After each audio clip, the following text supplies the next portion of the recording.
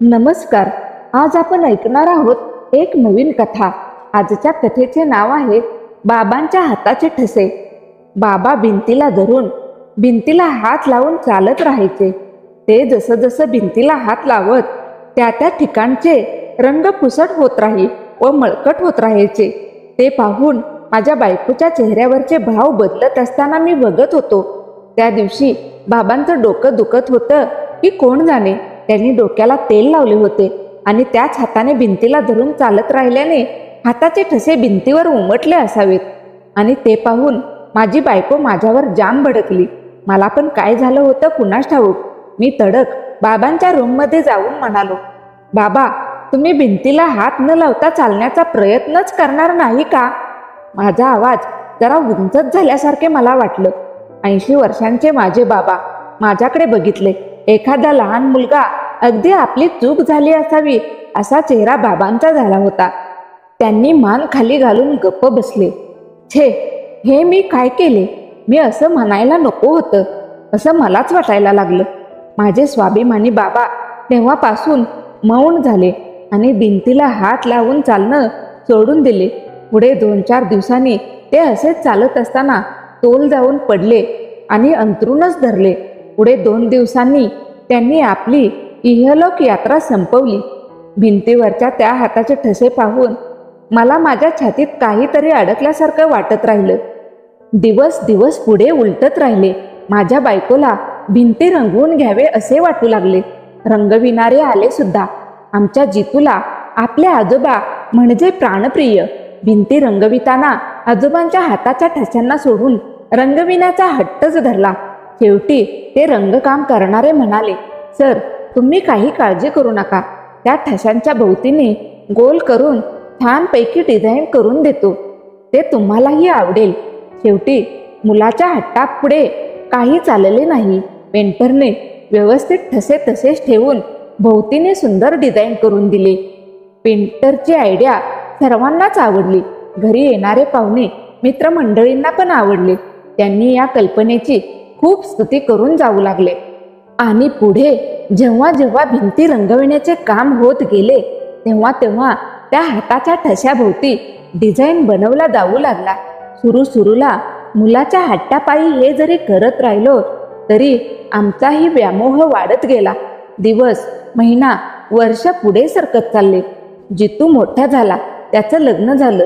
तसं मी माझ्या बाबांच्या स्थानावर येऊन पोहोचलो. बाबांच्या एवढा नसलो तरी 70ला येऊन लागलो होतो. मलाही तेव्हा भिंतीला धरून चालावं असं होऊ लागलं. पण मला तेव्हाच आठवलं किती चिडून बोललो होतो बाबांना. म्हणून चालताना भिंतीपासून थोडं अंतर ठेवूनच चालत राहिलो. त्या दिवशी रूममधून बाहेर पडत असताना थोडासा तोल गेल्यासारखं झाल्याने आधार घेण्यासाठी भिंतीकडे हात पसरणार तोच मी माझ्या मुलाच्या बाहूमध्ये असल्याचे जाणवलं. आहो बाबा, बाहेर येताना भिंतीला धरून यायचं ना. आता तुम्ही पडता पडता थोडक्यात वाचला.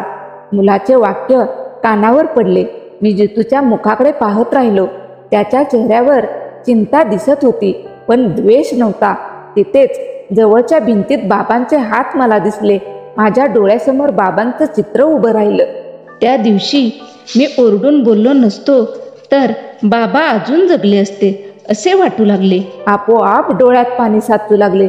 तेवढ्यात तिथेच जवळ थांबलेली 8 वर्षांची नात धावत आली.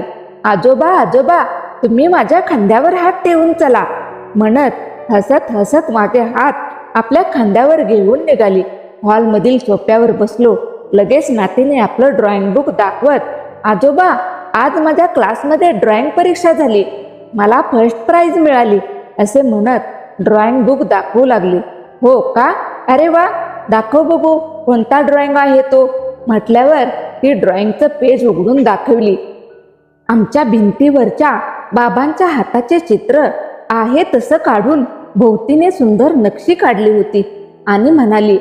टीचर विचारल्या, हे काय आहे म्हणून. मी सांगितले, हे माझ्या बाबांच्या आजोबांच्या हाताचे चित्र आहे. आमच्या घरच्या भिंतीवर हे चित्र कायमचं कोरून ठेवलंय. टीचर म्हणाल्या, मुले लहान असताना असे भिंतीवर चित्र काढत असतात. भिंतभर रेघोटे हातापायाचे चित्र काढत राहतात. मुलांच्या आई वडिलांना त्याचं कौतुक वाटतं. त्यामुळे मुलांवर त्यांचं प्रेमही वाढत राहतं. टीचर आणखी म्हणाल्या, आपण पण आपल्या वयस्कर आई वडिलांवर, आजी आजोबांवर असेच प्रेम करत राहायला पाहिजे. त्या मला व्हेरी गुड श्रिया असे म्हणून कौतुक केले. असं श्रिया गोड गोड बोलत राहिली तेव्हा मला माझ्या नातीपुढे मी किती लहान आहे असं वाटू लागलं. मी माझ्या रूममध्ये आलो, दरवाजा बंद केला आणि बाबांच्या फोटो पुढे येऊन मला क्षमा करा बाबा, मला क्षमा करा असे म्हणत मन हलकं होईपर्यंत रडून घेतले आणि वरचेवर असंच रडून बाबांची क्षमा मागत राहिलो. ही कथा तुम्हालाही आवडली असल्यास नक्की लाईक करा, शेअर करा, कमेंट करा आणि तुम्ही जर चॅनलवर नवीन असाल तर चॅनलला सबस्क्राईब करायला विसरू नका. धन्यवाद.